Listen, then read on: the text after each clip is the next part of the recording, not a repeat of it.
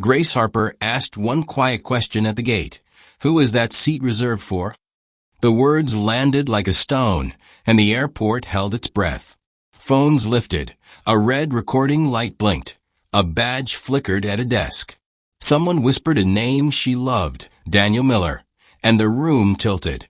A single hold flashed across the departure board and everything froze. By the time the light steadied, a secret had been exposed and lives were being counted. What happened next shocked everyone and set off a chain of events no one saw coming. Stay with me, this is a story you need to hear. Before we start the story, comment below and let us know where in the world you're watching from today. And if you find this story impactful, don't forget to subscribe for more.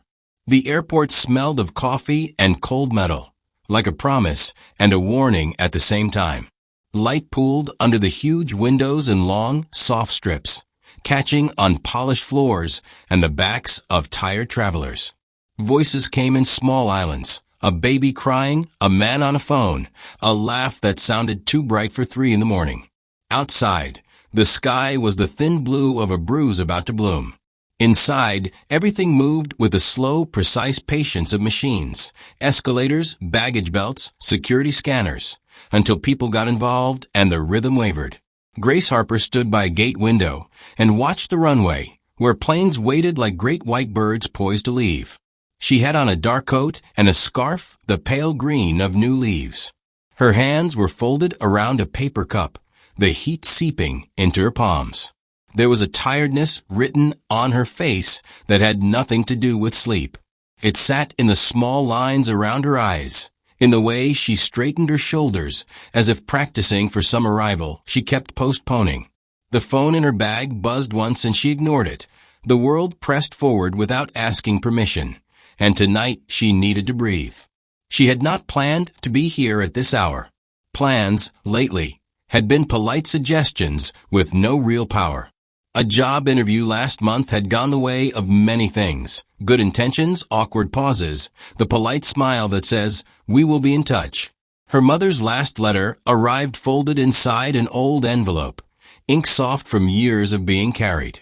The letter smelled faintly of lavender and soap, and read like a map she couldn't follow. "Hold fast, don't be afraid." Grace kept it folded in the pocket of her coat, as if the paper could itself be a talisman. Still, there was a stubborn warmth in her, something that would not let the quiet settle into defeat. It made her stand straighter. It made her look people in the eye. People watched her without seeing. A young traveler bumped her shoulder and mumbled an apology that never reached her ears. A man in a sharp suit glanced at her with the same casual calculation people used when measuring a stranger's worth. The scheduled flight board blinked in the dim light. Times, statuses, gates. Delayed. On the far side, first-class lounges gleamed with soft leather and muted conversation.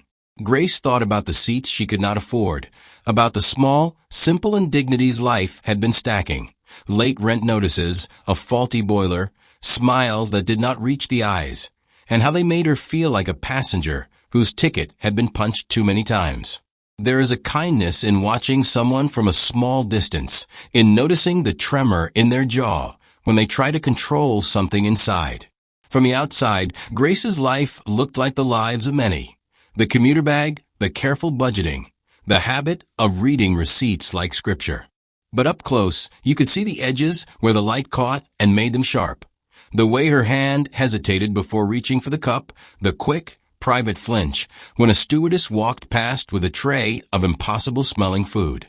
She moved as people do when they carry things they will not show, memories, a debt, an old wrong that hums under the skin. Tonight, her ticket was economy. She had booked the cheapest possible seat weeks ago, telling herself it was practical. Practical had been a small, stern voice in her head for a long time. But practicality did not keep her from noticing the first-class doors, the way the attendants pushed them open like they were revealing a secret. A woman stepped out in a coat with a fur collar, laughing into a phone. The sound made Grace's chest ache with a sweet, sharp longing. She told herself not to dwell. She practiced being small and useful. the way she had learned to in rooms where attention could be dangerous. There was a tension in the air, like the moment before a storm breaks. The woman at the gate desk called a name that was not hers, and the crowd shifted. A child tugged at his father's sleeve and pointed at a plane, wide-eyed and bright. Grace had an old habit of imagining strangers' stories, what they had lost, what they carried. It was a way of being generous without exposing herself. Tonight, that generosity felt like a thin skin stretched over something raw. Grace had a question lodged in her throat that had been growing for months. It was small in words but heavy in meaning. Why, in places where kindness should be simple, does the world invent reasons to exclude? She had sat through meetings where polite language wrapped hard edges. Budget constraints, capacity limits, policy. People used words like fairness and efficiency, as if they were shields. She had worked customer service once, back when the mornings were new, and she believed the world could be spoken into being. The training had taught patience and scripts, taught how to smile in the face of anger. That old job left a trace in her, an instinct for listening, for noticing what was not being said. The question in her throat wanted to rise into sound. It is easy to mistake someone's quiet for acceptance. Observers may imagine resignation, the slow fade of hope. But silence can be a kind of strategy. Grace's silence was not empty. It was a tight, contained force. She held her place like someone who knows the map of her life and refuses to be surprised by its contours. There was dignity in that, a muted armor. You could see it in the way she folded her scarf, in the way her eyes tracked the announcements. She watched the crew move with professional ease and heard the crackle of their headsets. Underneath, her impatience flickered like a candle in a breeze, bright, insistent, not yet snuffed. A voice came through the gate speakers, flat and indifferent, saying the flight would be overbooked. A colleague behind the desk made a soft noise and adjusted the list of names. Grace felt her hands go cool. Overbooked meant conversations that smoothed into other conversations, polite offers, vouchers. It meant being moved like a piece on a board. She tasted the metallic tang of fear, not large and clawing, but precise, an anxiety about losing one more small thing. Her phone buzzed again, a message from Daniel, short, "Call me when you land." Daniel. The name rested there like a promise and a strain. He was someone she loved with a clean, quiet faith, a man who sent jokes in the middle of the day and folded his concerns into practical gestures. He was the reason she had saved extra, the reason she had booked the ticket at all. Grace clenched the paper cup until the rim crumpled. The warmth had gone, and the night felt colder by the second. She considered for a moment, stepping to the desk and asking a simple question. But questions had a way of turning on you. They could be dismissed with policy or answered with terms that did not fit the life they described. She thought of the lavender-scented letter and of the way her mother had written, "Ask the questions the world avoids." It felt like an impossible instruction, brave and perhaps foolish. Grace inhaled slowly, feeling the weight of small courage settle into her bones. Outside, a plane roared down the runway and became a streak of light. Inside, people rearranged themselves, rituals resuming their place. The night was heavy with possibility, with all the things that might happen and the almost certain things that would not. Grace stood there, the cup in her hand like an anchor. Her story had been a series of small refusals and bigger compromises, and now, at this gate, another choice waited. It was the thin hinge between the life she had known and whatever came next. She did not yet know how that hinge would move. For now, she breathed and watched and kept the question like a coiled thing in her throat, ready, perhaps, to be loose. The gate hummed with a new kind of tiredness, the kind that comes after too many announcements and too few answers. People moved like they were padding through water, slow, careful, reluctant to make waves. Grace stood near the crowd, the lavender letter tucked close to her heart. The airport lights threw a thin halo on her scarf, and for a moment she let herself pretend the night was ordinary. Then the gate agent called a name, and the ordinary cracked. From where I watch her, Grace looks small and steady, like a lamp left burning in a long house. She had folded herself into a quiet rhythm.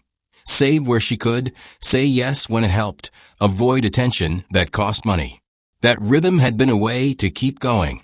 But there is a brittle place inside such keeping, an edge where one more small wrong can snap what holds everything together. Tonight the wrong was thin and bright as a match. A man at the desk, Mark Lewis, smiled with the easy precision of someone trained to smooth trouble into receipts. He wore the airline badge like a promise stamped on his chest. Behind him, a glowing screen showed seating maps and codes. A woman in first class, it seemed, had not boarded. The seat sat empty in the online schematic, a small white square in a field of occupied ones. Grace saw it and felt a small, sharp hope. She had imagined the leather, the space to put her legs out, the soft weight of a blanket on her knees. She pictured telling Daniel about the upgrade and how he would laugh and say, "Finally." The image warmed her, like the inside of a pocket on a cold night. It was a simple thing, nothing dramatic. She walked to the desk and asked if there might be an available upgrade. Her voice was steady but small. Asking was not an accident. It was a test of luck, of rules, of whether the world would make room for her tonight. Mark's smile stayed in place as he checked the system, his fingers moving like a pianist. He found the empty seat and tapped keys once, twice. Then he looked up, and his eyes did a slow, professional slide over Grace.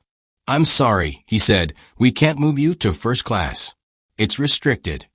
Restricted. The word opened like a door that should close. Grace tried to make it light. "Is it filled?" "No one is sitting there." "It's reserved," Mark said. He spoke as if the word were a fact that cleared everything. Company policy. From where I stand, the policy feels like smoke. Policies are designed to sound fair. They are written to be places where people hide decisions they cannot defend in sunlight. Mark's jaw did not quite relax. At the edge of his smile, there was a small calculation: how to keep a balance between customer service and the thing the badge asked him to protect. The other staff around him moved on, pulling rope barriers and handling boarding passes like spoons. Habit, routine, the machinery of departure. Grace felt her chest tighten. She had read the lavender letter again that morning, traced her mother's handwriting with a thumb like a ritual. Asked the questions the world avoids. It had never sounded like a dare until now. She asked again, why was that seat reserved? The question wasn't loud, but it landed. Mark's answer came quick and sugar smooth.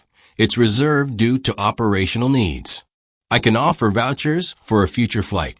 He slid a small form toward her, as if it were the most natural thing in the world. A woman nearby, Anna Collins, who had been scrolling and then looking up with the bored curiosity of someone who has nothing pressing to do, lifted her phone and aimed it without thinking. Cameras are small mirrors of truth now. They catch what the mouth leaves out. The screen captured a polite exchange.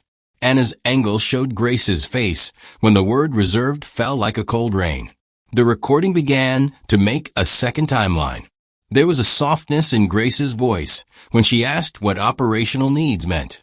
It carried weight. She wasn't angry yet, only curious. And there's a particular courage in curiosity when the world expects you to fold. Mark repeated the phrase, operational needs, and then added a different layer. It's part of a court order, he said, as if the sentence explained everything and forbade deeper questions. The words felt wrong against the mall lights, too heavy for the small desk.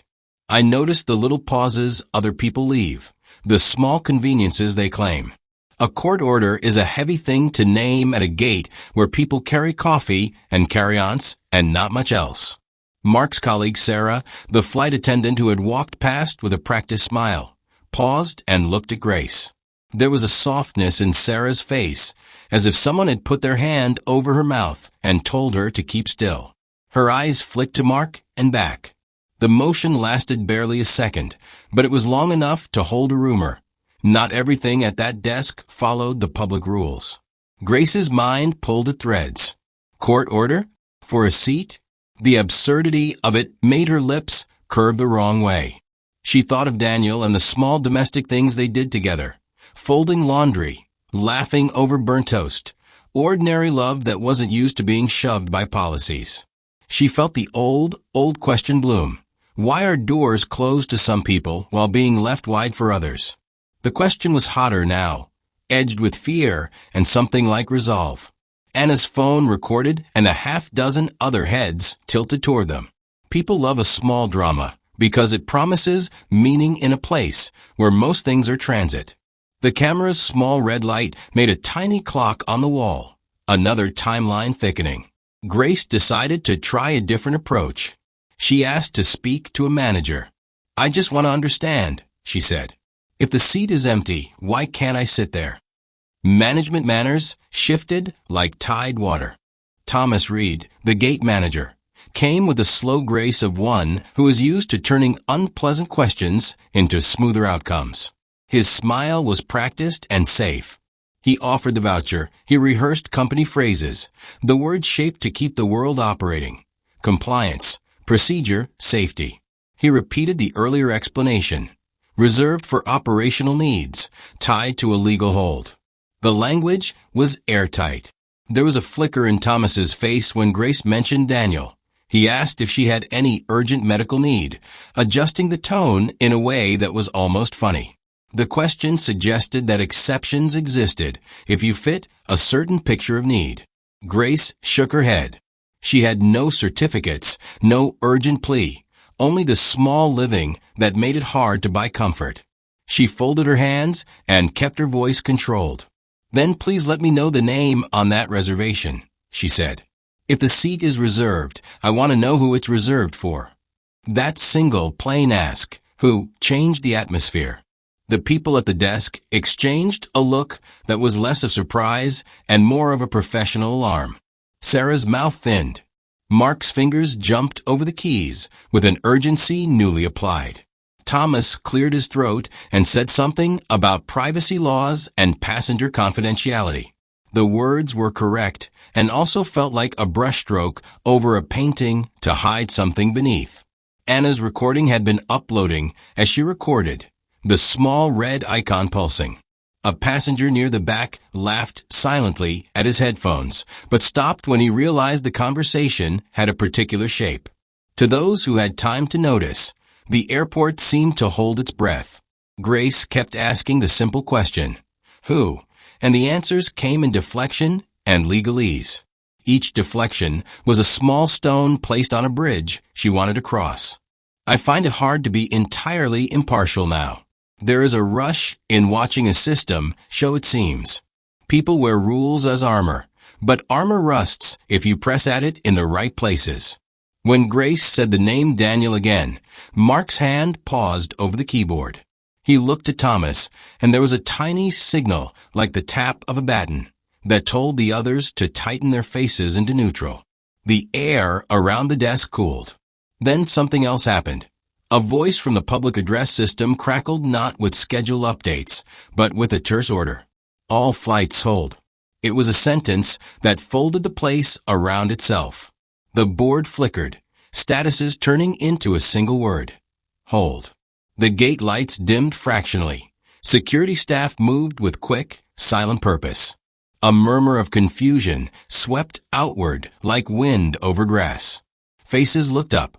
Phones came out not in idle habit, but with intent. Grace felt the world shift beneath her feet. She did not know then that her single question, "Who is that seat reserved for?" had touched an instrument she could not see. She felt only the immediate tightening. The way people's eyes met, the way Mark's smile fell away to show something sharper. She felt the lavender letter in her coat and thought of her mother's handwriting and the sentence that had finally become a dare. As the hold spread through the terminal, a different kind of quiet took over, one that was both expectant and full of warning.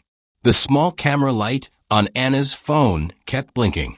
Sarah's hand trembled once, as if she wanted to reach out and touch Grace's sleeve, and then didn't. Somewhere a line had been crossed. For now it was an unseen line, but the skin around it tingled. The night had begun to rearrange itself. The hold stretched the airport into a different shape. It was the same building, the same coffee smell and metal, but time pooled differently now, thicker, heavier. People who had been moving forward found themselves turned inward. Conversations started small and then opened like wounds. From where I stand, watching, you can see how pressure reveals the real lines between people. Grace stepped back from the desk and folded her arms against the chill that had nothing to do with temperature. The lavender letter in her coat felt like a small, private light. She had wanted an upgrade for the comfort of it, and the reason her simple task had grown into something else was not yet clear. There was a new layer, the attention. She noticed it the way someone notices rain starting to fall. First a dot, then a pattern. "Are you all right?" Sarah asked. Her voice was low and careful. In uniform, she looked almost younger than she had at the gate desk. Her eyes did not carry the practiced indifference of people who had learned to smooth everything. She had touched Grace's sleeve once, almost by accident, and the gesture had been like a talisman. Grace gave a small smile that didn't reach her mouth. "I'm fine," she said. "I just want an answer." Sarah's hands fiddled with the strap of her bag. "It's complicated," she said. "We aren't supposed to talk about legal things. But I saw how you asked. You didn't raise your voice. It's not fair." Her words were small rebellions. She had been a flight attendant for 6 years and had learned when to hand out blankets and when to close her mouth. Tonight the rule book felt wrong in her fingers. Mark watched them both with a face that could be read many ways. To some, he looked like a man doing his job. To others, his smile held a different currency. He had been trained to protect the company, to use phrases that sounded solid: policy, operational needs, confidentiality. But there was a flicker when Grace had said the name Daniel, something like recognition, and then quick retreat. People who work with rules sometimes make private rules of their own, and Mark had one he kept folded in a pocket under his uniform shirt. "I can get you vouchers," he said, offering the paper again. "That's what we can do in these situations." Grace folded the voucher without taking it. "It isn't about a voucher," she said. "It's about why some seats are held and others are not. Why are some people invisible until it suits others to notice them?" Anna, who had been recording, moved closer. She had the nervous energy of someone who had decided to make the world a little louder. "Excuse me," she said to Thomas, who hovered near the back like a conductor waiting to end a song. "You mentioned a court order. Can you tell us more? Are passengers being targeted?" Her phone's light blinked. The small red that on the screen looked like a mole threatening to reveal too much. Thomas's face hardened in a shield of professional calm. "I can't disclose passenger information," he said. "We're following legal instructions. If you have concerns, please direct them to the corporate." There was a strain in his voice that didn't sit right. It's one thing to refuse a question. It's another to do so with the tone of someone who fears what will happen if the question is asked again. The old habit of hiding sometimes comes from shame. Sometimes it comes from the fear of who will be revealed. Daniel's message lit Grace's bag again. "Call me when you land." She thumbed it open, and the words turned bright on the screen. For a second, she considered calling him, letting him know the hold, the small public stir she had caused. Instead, she typed a short reply. "Flight hold. We'll call later." She didn't want to draw him into the messy attention. He had his own life, his own quiet routines. Love for Grace had been a harbor, safe, warm, steady. But harbor can also be a place where ships keep secrets below decks. From my vantage, I can see things that people inside the moment cannot. Daniel's silence after that message was a thin line. He paused from his day and did not reply for a while. That pause was, in itself, a voice. It suggested distance, a gentle, patient distance, not cruel, but present. I did not yet know whether that distance would shelter or betray. A group of passengers began to murmur, a slow, accumulating sound that made the air electric. Some were angry at the delay. Others were curious, eyes flicking between screens and people. Small communities formed, those who scrolled the news, those who made jokes to cope, those who checked watches and imagined missed meetings. The holding of flights makes strangers into a temporary tribe. In that tribe, stories spread quickly. Anna's recording had already begun to move through social feeds in the small private economies of people who gathered to point out injustice. The security staff moved with precise choreography. One of them, Officer James Mallory, was an older man with a face like a weathered map. He kept to his role, ensure safety, keep order. He had seen holds before, strange emails from corporate, odd legal flags, but he paid attention to the way people looked at each other. When he stepped closer to the gate, he addressed everyone with the steady kindness of a man who knows how fear can tangle people. "Folks, we're cooperating with airline instructions," he said into a small shoulder speaker. "Please remain calm. We'll update you as soon as possible." His voice was a blanket that eased some people and irritated others. He looked at Grace when he said it, and for a moment his eyes asked a question he did not speak. "Are you in danger?" Grace met his look and nodded once, like an answer without words. The brief connection was charged.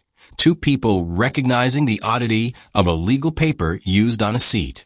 In the wings of the terminal, two managers huddled by the operations console. One of them was a woman I hadn't noticed before, Rebecca Hale, Senior Ops. She had an air of efficiency that could cut through fog. She tapped at a tablet, eyes sharp. Her voice, when she spoke to Thomas, was low and clipped. "We can't let this get out on social media. The PR team will kill us." Thomas rubbed his forehead. There was a small tremor there, human and telling. He answered quietly, "We followed the instructions we were given." Rebecca's jaw tightened. "Who gave them?" she asked. Thomas's silence was an answer. He had a duty to his role, but every role has a limit. The people who make the decisions were somewhere else, pulling strings with a confidence that made others nervous. The question of who gave the order nudged at the idea that there were players beyond the immediate scene, people with motives, with interests that did not always align with the neat language of policy. Grace stood listening to the low murmur of authority and felt something like a map unfolding under her feet. She had a small, stubborn belief that asking a question could change things, that words could be small levers. She did not yet imagine the scope of what she had touched. She only knew the moral texture of the moment. Unfairness smelled like smoke when you approached it, and people who breathe smoke either pretend they can't smell it or they cough until it clears. That night, characters rearranged themselves under the pressure. Sarah went from flight attendant to a woman who knew more than she was allowed to say. Mark folded his smile into a mask that might hide loyalty or fear. Thomas stood between duty and secret with the look of a man on a narrow bridge. Anna's phone harvested faces and turned them into a chorus of witnesses. Rebecca's clipped efficiency suggested she had access to answers and was trying to decide whether to use them. Daniel's silence warned that love could be a harbor and a hiding place. I do not yet name betrayals. I only see the fault lines. They run beneath them like currents. The characters, in their small, human ways, carry their histories, the debts, the small mercies, the compromises. And these histories make them act. The hold at the gate became a crucible where private lives met public procedure. In the pressure, true motives will begin to show themselves, like veins in a leaf under light. The terminal had shifted from murmur to a low roar by the time Anna's video found its first audience. The small red dot on her phone seemed to pulse with its own heartbeat as the clip spread. Grace at the desk, polite, steady. Mark's practice phrases. Thomas's tightening jaw, the moment the board flickered to hold. The clip landed in pockets of strangers, and strangers passed it on like they had passed water to someone in a drought. People began to add their voices, theories, jokes, righteous anger. The airport's hold became a headline in miniature. From where I watch, small things ripple into larger patterns. A comment beneath Anna's post caught like a match. It came from an account that called itself Ground Inside, a handle thinly disguised as a whistle. The message was short and sharp. Check the legal templates. Follow the signature. The comment linked to an image, a scanned form stamped legal, priority hold, with a reference code. Someone had cropped a signature at the bottom. The letters in the scribble looked eerily like the initials Daniel M. The initials hit Grace like cold water. Daniel. Her pulse tightened. She felt the lavender letter at her chest as if it were suddenly a compass. It is strange how a name, small and familiar, can fold the whole world inward. She stepped away from the desk and looked for a quiet place. The airport, for the moment, offered none. Her hands shook only a little when she pulled her phone from her bag and scrolled through the thread. The comments multiplied, screenshots of internal docs, calls to corporate numbers, claims that priority holds had been sold to private clients for years. The more she read, the less like coincidence it felt. There was no single dramatic reveal. Truth rarely follows the arcs you want. It came in small, accumulating proofs. Anna's feed linked to a short clip from a private forum where a month earlier, a man named Daniel Miller had written about optimizing seat allocations for high-net clients. He hadn't signed it as an airline employee. He called himself an operations consultant. Someone in the thread had circled a phrase, legal compatible hold. Next came a photo, blurry but legible, of a lunch receipt with Daniel Miller's name scrawled on it and a note. Meeting with R. Hale. Rebecca Hale's name.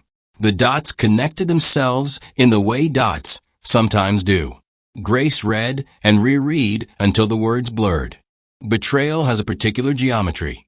It first looks like a hole in what you thought solid, then like a map where new lines appear. Daniel's silence, once merely a distance she could comfort herself about, slotted into a different shape. The pause that once felt like a patient habit now read like a choice. He knew the system. He had been part of the architecture that let a company mark its own rules as law. I watch her while she watches the feed. The glow of her screen paints her face the color of a late dawn. She remembers the message she had sent him. Flight hold. We'll call later. And it felt small and trivial and suddenly enormous. The man she loved, who had folded his care into everyday things, might have been an architect of a quiet, profitable exclusion. Love is, in moments like these, something fragile and unsafe. At the far edge of the gate, Sarah watched Grace with a look that had the warmth of someone who had been keeping secret. The flight attendant had a habit of making small choices that would make things easier for strangers. Now she crossed the distance and took Grace's hand as if to anchor them both. I wasn't supposed to, she said, voice low, eyes bright with the strain of keeping a thing inside. But I pulled something. There's a request log on my tablet. Sometimes I see them when we're boarding. There's a heading, priority legal holds. I thought it was routine. Then I saw Daniel's name on a file last week. Grace closed her eyes and let the world tilt. The hold that had once been an abstract wrong was now threaded through the man who had been her harbor. Show me, she said, and the word came out smaller than she meant. Sarah tapped the tablet as if she were defusing a small bomb. The screen revealed what the others had suggested, a formatted request stamped by legal, signed in a hurried script. The signature matched the initials people had circled.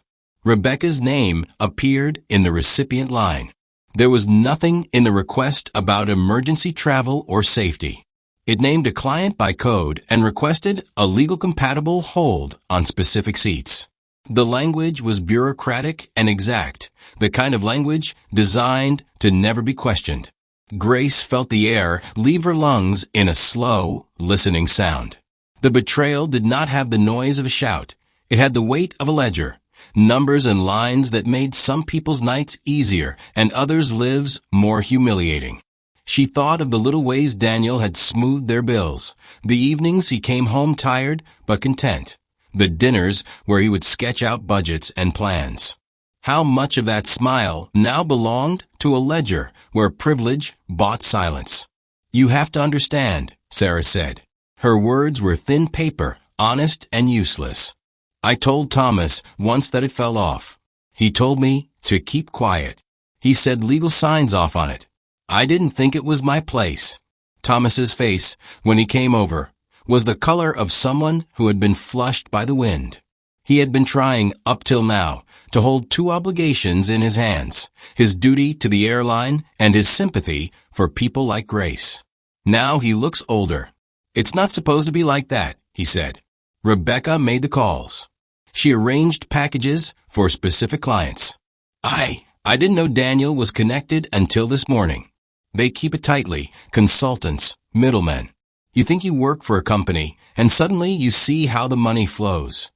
Rebecca had been a silhouette on the edge of the scene, a name in a corner, but now her shadow lengthened. The neat line between corporate policy and private sale had become a crooked highway of favors. Her efficiency, once admirable, turned predatory under scrutiny. The airport's machinery had been repurposed to carry advantage for those who could pay. Grace sat down on a nearby bench, the world tilting like a ship that has struck an unseen reef. She did what people do when they have to choose between unmaking a belief and holding the last warmth of it. She called Daniel. The line rang a single time, and then a recorded voice said voicemail was full. Her thumb hovered over a second number, Daniel's work contact, but she did not press it. She couldn't make the man she loved into the villain she now suspected without hearing him first, and yet every second without his answer piled like evidence. In the gallery of small betrayals, silence often speaks loudest. The phone stayed dark. Meanwhile, Anna's post had expanded. People began to call local reporters. Hashtags formed. Hashtag priority hold. Hashtag seat for sale. And a stranger in the terminal scoffed, as if the world had simply been uncovered. The airport hummed with an angry electricity. People who had been strangers turned their faces toward the company's failure, like wheat turning to sun. Grace's mind moved in two directions at once, toward facts and toward feeling. The facts told a hard story. Daniel's consultancy ties, the signature on the holds, Rebecca's coordination. The feeling was a separate, cruel geography, the sense of intimate betrayal, of a personal map redrawn while she slept. If what she suspected was true, then the thing that had been most private, her life with Daniel, had been laced with commerce she had never consented to. "You could go public," Anna said suddenly, standing by them with the phone still in her hand. Her face was white from the glow. The social media person in her had not expected to become a protagonist. She had only wanted to record the truth. "If we put this out, they won't be able to hide it." Grace looked at Anna and then at Sarah and Thomas. The decision sat like a stone between them. To make the betrayal public would mean exposing Daniel as cold-blooded or complicit, or perhaps both. It would mean breaking something tender and personal for a cause that might only ripple away. But to hold something like that inside was to keep the world as it had been, quietly unfair, quietly bought. I see how her hands tremble over the phone. She is measuring the scale of what justice might ask of her. The twist, the discovery that the hold is not a speck of law, but a bartered favor, and that the man she loves is entangled in making it possible, reorients the story. It turns a single gate dispute into a question about the structures that choose who sits forward and who stands back. At the center of that reorientation is choice. Grace could pursue proof and risk a rupture, or she could let the ledger continue to be balanced on other people's lives. The betrayal complicates her journey because it makes the enemy intimate. Corruption is abstract until it touches someone you fold your laundry with. Then it becomes personal. And the stakes are no longer only about seats. They are about truth, love, and the courage to unmake what benefits you. She swallowed and rose slowly. The airport lights caught her face and made it look like a landscape of small defiance. "We'll find out," she said softly, not to Thomas, not to Anna, but to herself. The words were a promise, half to justice, and half to the memory of what she had believed love might be. The first twist had not only revealed scheme, it had revealed the vulnerability at the root of trust. The rest of the night would test whether that trust was salvageable, and whether Grace could turn a personal wound into a public reckoning. The terminal moves like a body under stress, each small sound amplified, each breath counted. Anna's video has spread beyond the terminal. It slides across timelines and into inboxes. People I can't see now talk about it as if it were a contagion. Journalists calling, strangers tagging each other, outraged messages sent to corporate accounts. The airport's quiet grip loosens and becomes noise. The hold that began as a technicality grows teeth.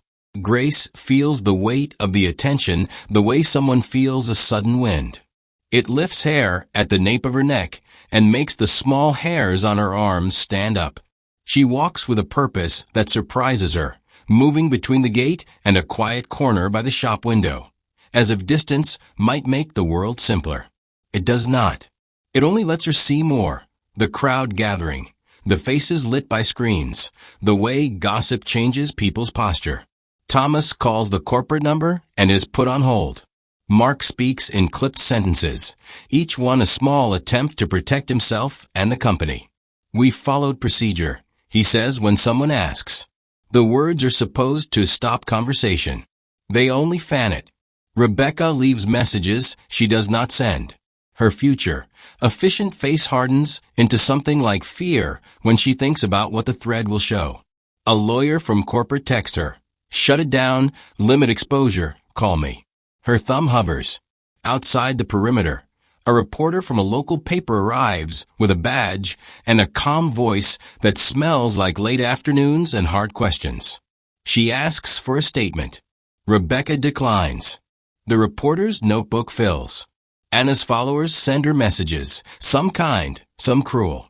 She reads them all and feels a strange, sudden loneliness that comes from being the one who made people watch. Officer James Mallory stands at the edge of the scene, palms folded. He knows how to read danger in a crowd. He also knows how legal pressure can transform the smallest ember into a bonfire. He tells people to keep calm. He keeps looking at Grace, not with pity, but with a careful attention that seems to ask whether she understands what might happen if she crosses certain lines. The question itself is not spoken, but Grace answers it with the steady set of her jaw. Daniel remains silent. The quiet between his messages and her suspicion grows into a kind of noise inside her head. Grace tries to remember every small kindness he ever offered. The coffee he left at her door, the way he set the heating timer on cold nights, the jokes in the middle of a hard day. Memory becomes a ledger. Acts of care on one side, the new evidence on the other. She asks herself what matters more, the sum or the truth that reshapes the sum. Sarah sneaks Grace a look that is more than sympathy. She leans in, voice low, and says, "There are more documents. Small ones, buried in the system. I can pull one up, but it will flag me. If they find out I looked, I could lose my job."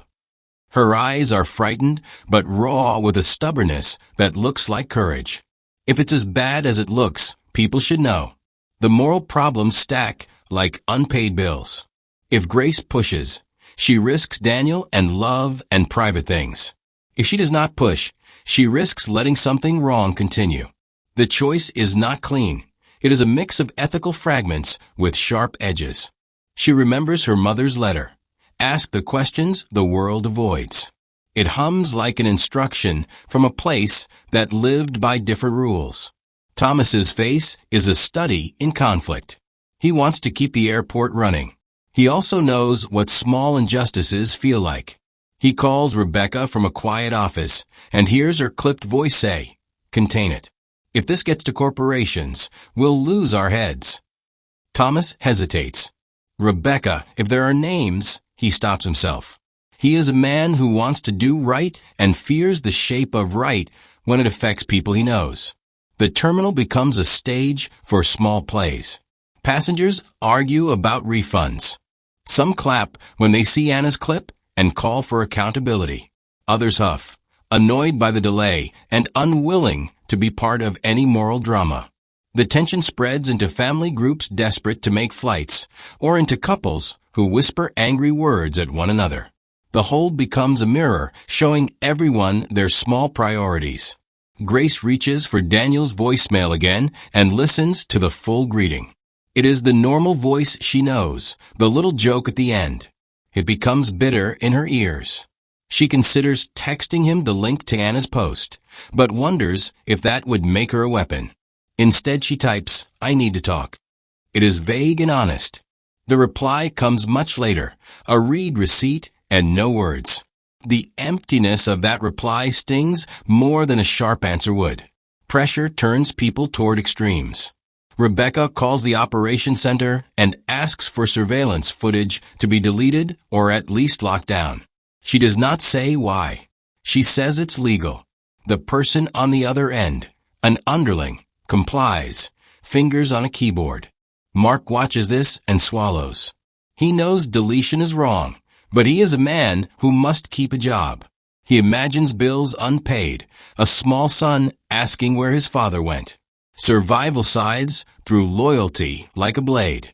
Anna receives a private message from someone calling themselves Ground Inside.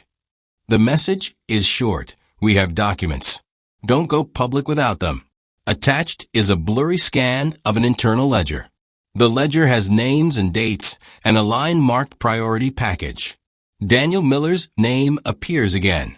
The sender warns, they will try to bury it. There is also a line, "If you go public without proof, the corporation will file a defamation suit." The message ends with, "Be careful. This goes higher than you think." Grace reads it and feels a cold place open. The stakes rise. It is now not just a matter of personal betrayal. It is a fight against a system with teeth. She knows something else. People with power know how to use the law to stop questioners. The possibility of being sued, of being silenced, of losing her job or worse, sits like a stone in her mouth. "You could have access to everything," Sarah whispers. "But you need someone inside legal who will stand with us." There's one, Evan Rhodes. He's quiet. He hates what's been done. I can get his name in a chat, but he might refuse. Sarah's words arrive with the scent of risk and hope braided together. Evan's name is a small key in a heavy lock. Grace thinks of Daniel again and the ledger. The idea that love could be an account to be balanced makes her stomach churn. She imagines confronting him in public and what that would do to their shared life. She imagines a slow, private conversation where he explains complicity or ignorance. Both imaginations are painful.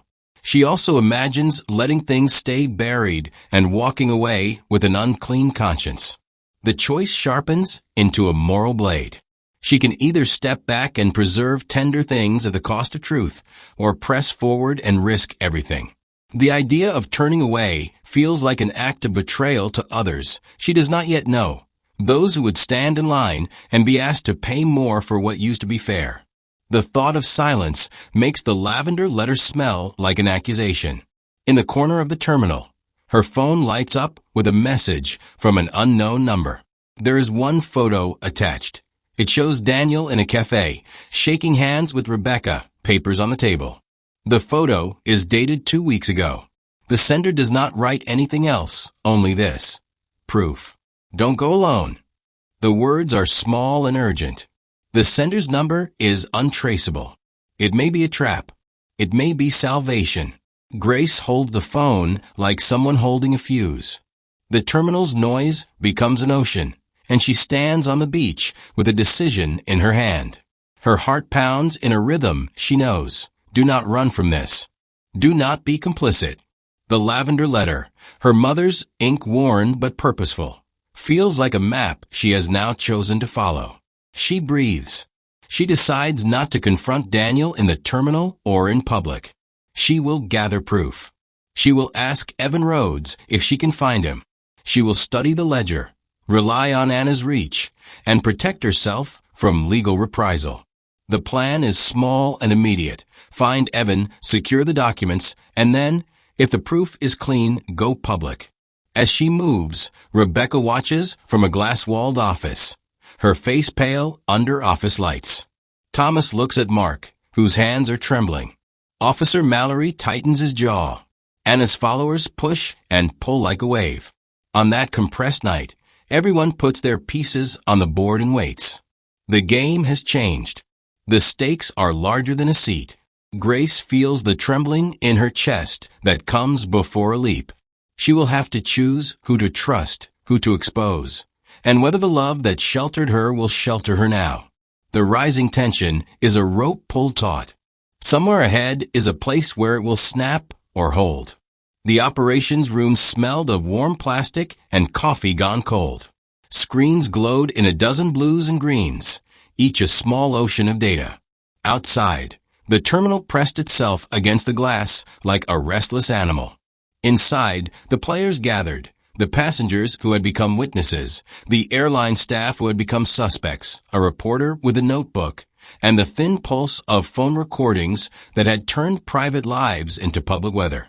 Grace walked into that light with Anna at her side, phone held like a flag. Sarah trailed behind, face pale but steady.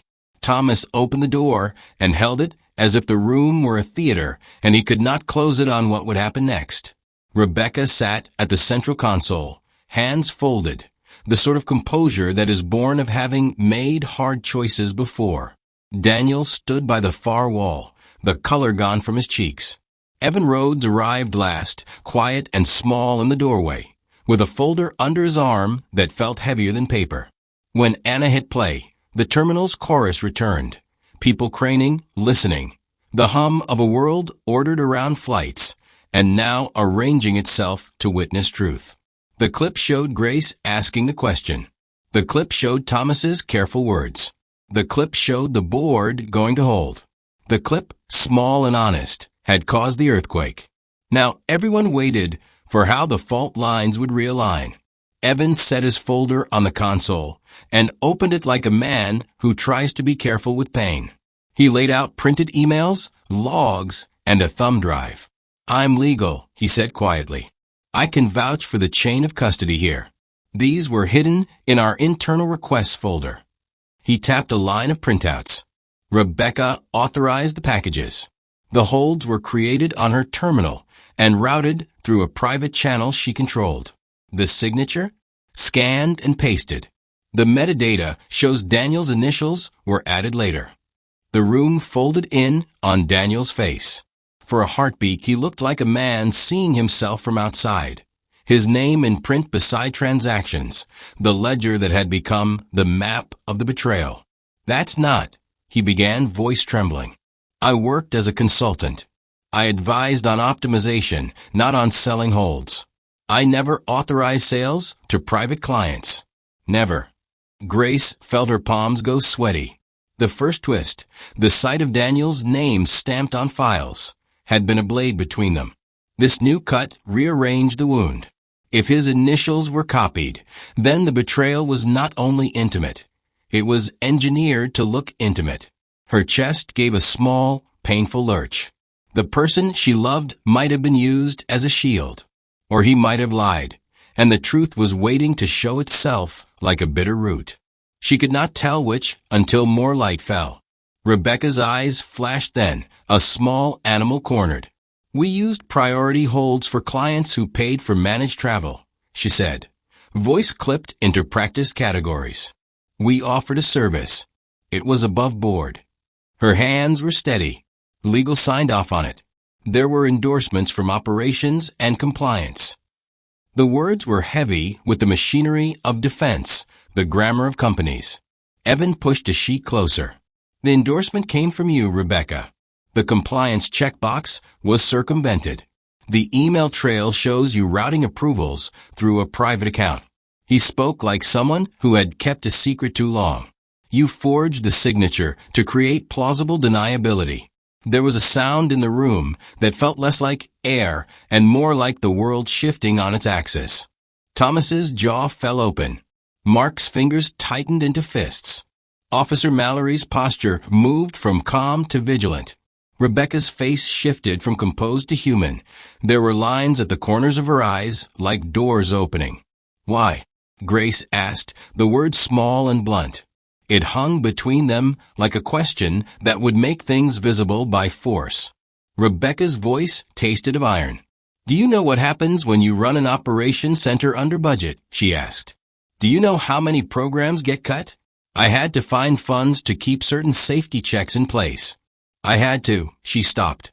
The explanation skittered on the edge of confession and justification. "We had clients who paid for priority handling. It kept staff employed. It paid for systems that otherwise would have gone dark.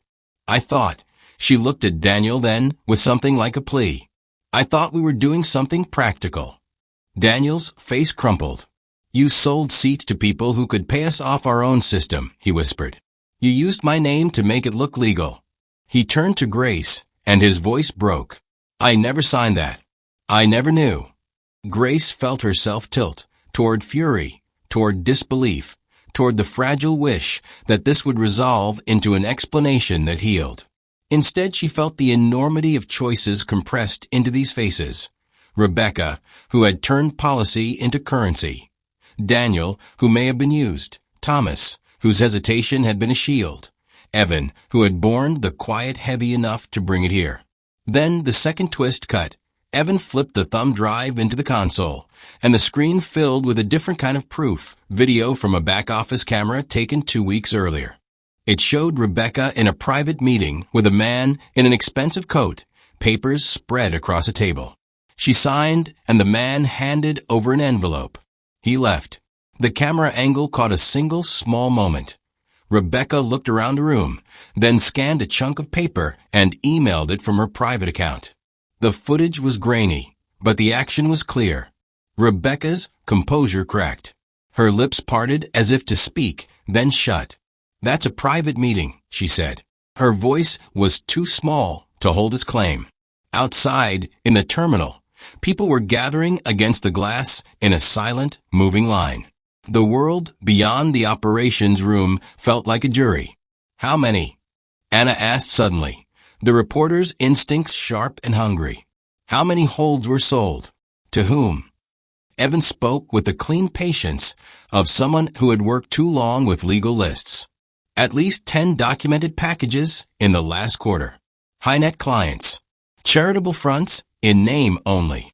The ledger shows payments funneled through shell accounts. The money went into internal accounts earmarked, supposedly, for operational contingency." He swallowed. But most of it was diverted. Officer Mallory's voice, when he finally spoke, steadied the air like a plank. "You're telling me this was deliberate fraud," he said. "This is criminal." He reached for his radio, but paused and looked at Thomas. "We'll need to make statements." His eyes met Grace's for a second and slid away. Responsibility was a weight that did not belong fully to any one person. It slid from one to another like a lit torch no one wanted to hold. Daniel stepped forward then. He spoke to Rebecca more than to any of them. "Why my name?" The question was a soft demand. Rebecca did not flinch in the way a guilty person might, but there was no triumph in her face either. There was only the tired gravity of someone who had been balancing a moral account and always taken the same side. "It was trust," she said then, almost inaudible. "You came in as a consultant, Daniel. You spoke about optimization and fairness, and using data to allocate resources smarter. I thought, if we align with you, it will make the program legit. I didn't know they would openly buy seats. I thought the holds would be used for." She could not finish. Grace realized she was shaking, the tiny tremor that happens when a long pattern in life breaks. She had wanted simple answers. Instead, she had a braided truth, exploitation dressed in necessity, names used like props, and a man she loved standing caught between 2 stages of culpability. Love and betrayal did not map cleanly onto innocence and guilt. She took a breath, feeling the grain of the room, the hum of cooling fans, the distant applause from a child in the terminal, the soft click of a camera. "So what now?" she asked, not a plea but a demand. It was an incision into the story they all now shared. The question moved like a small hand into the wound, seeking the place where truth and consequence met. Rebecca looked up with the look of someone who knows the cost of her choices. Thomas reached for the phone to call corporate integrity. Evan began to outline who would be asked for statements. Officer Mallory set the procedure in motion. Outside, Anna's followers were live, and the terminal's glass was a screen where dozens watched the drama of the night unfold. Daniel moved to Grace and took her hand with a tenderness that had no right to persuasion, yet begged for some. "I'm sorry," he said, the words small as a bruise. "I didn't know. I should have looked closer." The apology was honest in the way a broken thing can be, and it landed in Grace like a stone thrown into a lake, ripples, and no immediate healing. She looked at him, at Rebecca, at Evan, at Thomas. Each face held a part of the night's moral geometry. The lights in the operations room hummed on, the world refusing to be still even as a life was rearranged. Grace felt the pressure of being witness and actor at once. She felt the weight of the lavender letter in her coat like an ember. "I want the documents public," she said at last, voice steady as flint. "I want the names of the clients. I want accountability." Her words were not only for Rebecca or Daniel. They were for the people beyond the glass who had been kept back by invisible hands. They were a demand that the ledger be balanced not in secret, but in daylight. Evan nodded. He closed his folder with a sound like a small verdict. "We'll do it right," he said. "We'll preserve evidence and protect witnesses. But this will go far. Be prepared." Grace met Daniel's eyes. There was love and a rupture that might be mended or might remain. The night had been emptied of its safe illusions. The truth had been drawn out of shadow and placed, imperfect and exact, under the fluorescent lights. The climax had come, the betrayals exposed, the complicity shown, and the choices laid bare. The terminal outside kept moving. Flights would eventually resume. People would scatter to their quiet lives. But inside the operations room, the map had been redrawn, and everything would follow the new lines. They closed the operations room door softly, as if the sound might break something fragile. After the flurry of phones and statements, and the slow click of evidence being catalogued, a different quiet settled. One that was not peace, but the stillness after a storm had passed through a town. Outside, the terminal lights kept their steady pulse. Inside, faces rearranged into new lines of reckoning. Rebecca resigned that night. She signed the letter with hands that had trembled only once, when Evan laid out the proof on the console. She did not ask for mercy in public. Her resignation read like someone trying to compress a whole life of choices into a single, small act. There were lawyers and inquiries and the steady machinery of law that turned slowly, but with an insistence that felt righteous. Officer Mallory took statements with a quiet thoroughness, his voice a steady thread through the rush. Thomas cooperated. Mark, pale and ashamed, gave what he knew. Evan stayed with Grace and Anna, patient and careful, shielding the fragile edges of the truth while the world prepared to consume it. Daniel's name was cleared of direct authorization when logs showed the initials had been copied after the fact. It was a relief that did not remove the pain. The proof of forgery complicated the story into something less clean. Daniel had been near the scheme, not as a mastermind, but as a man whose reputation and warmth had been exploited. He felt betrayed by Rebecca, as Grace felt betrayed by a pattern of trust she had built with him. In the hush that followed, he asked for forgiveness with a softness that was not meant to erase wrong, but to show himself honestly.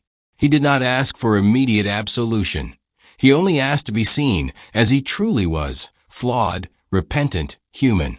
Grace spent that night under the neon hum of the terminal, the lavender letter in her coat like a tiny lighthouse.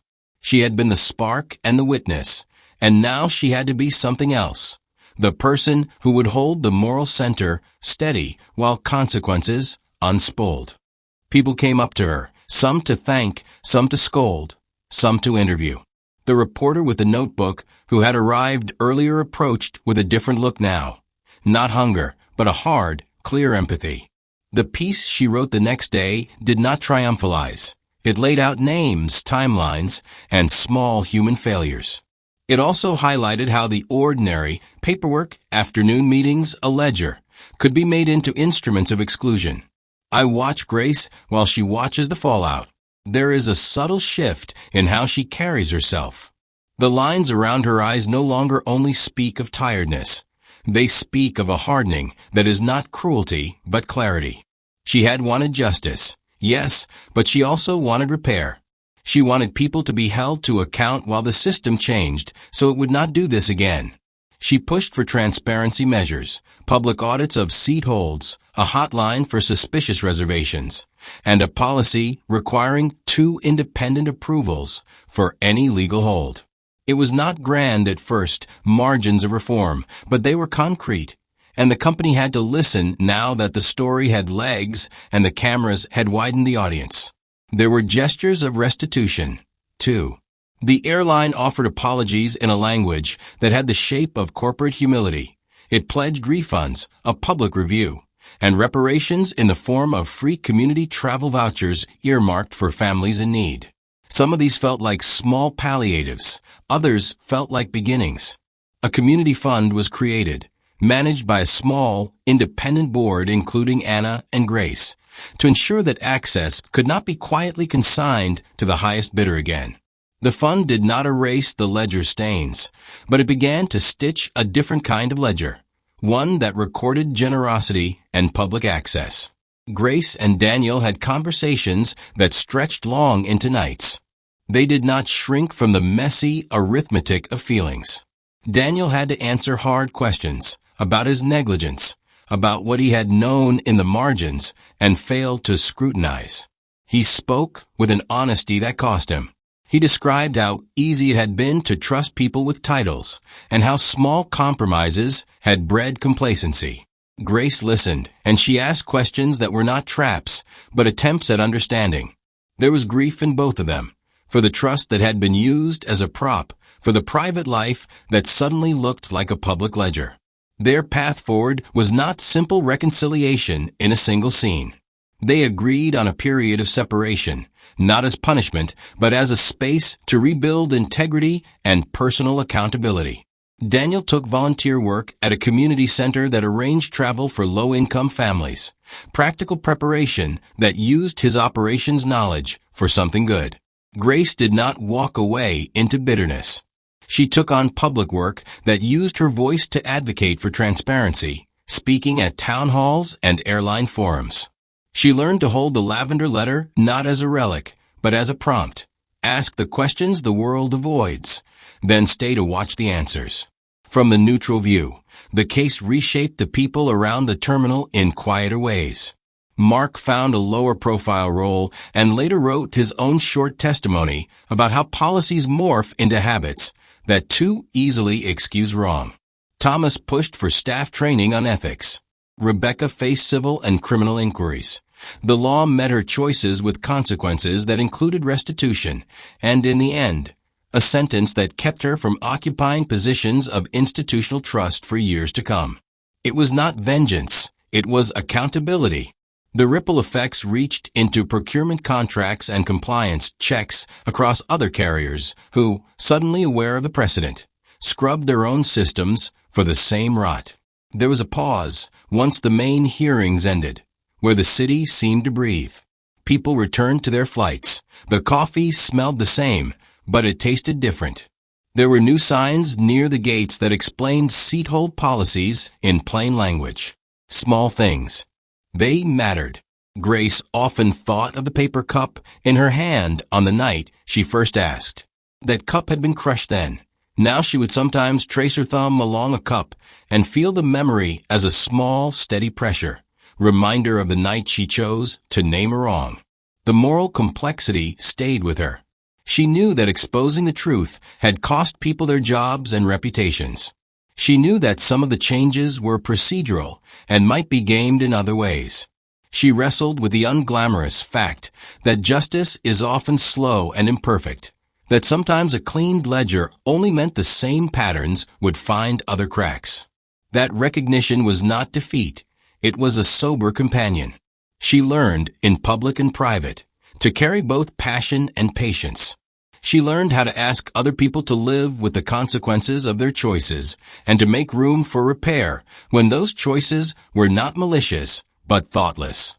In the weeks and months that followed, the story settled into public memory with the stickiness of a lesson. The fund continued to help families travel to funerals and births and doctor appointments without the shame of price ladders. Grace and Daniel, months into their separation, found themselves meeting to share a book or a meal without the old pressure of imagined futures. The love between them remained, altered but not extinguished, like a riverbed reshaped by new currents. They had learned that love is not a shelter from accountability. It is a place where truth, however hard, must be able to arrive. Sometimes, late at night, I picture Grace standing at the gate window again. The runway is still there, planes waiting like white birds. She watches without the earlier ache. There is a steadier light in her face now, the kind that comes from having seen how the world hides light and then choosing to let it in. The lavender letter, folded thin in her coat, felt less like a demand and more like a map. Not a path to outrage, but a way to keep asking and keep tending the space between people and the systems that govern them. The moral of the story did not come like a neat stamp. It came as a continuing requirement to notice, to name, to press for transparency, and to hold openness and consequence in the same hand. Grace had learned that asking the questions the world avoids can cost you dearly, but it can also change the ledger. The terminal returned to its rhythms. People boarded. Planes left. Small kindnesses resumed their quiet work. Life, as always, was not restored to what it had been. It was altered, tested, and, in its better moments, more honest. So, tell me, if you were in his shoes, mocked and underestimated, would you have revealed your success or walked away in silence? Drop your thoughts in the comments and don't forget to subscribe for more stories that flip the script on arrogance.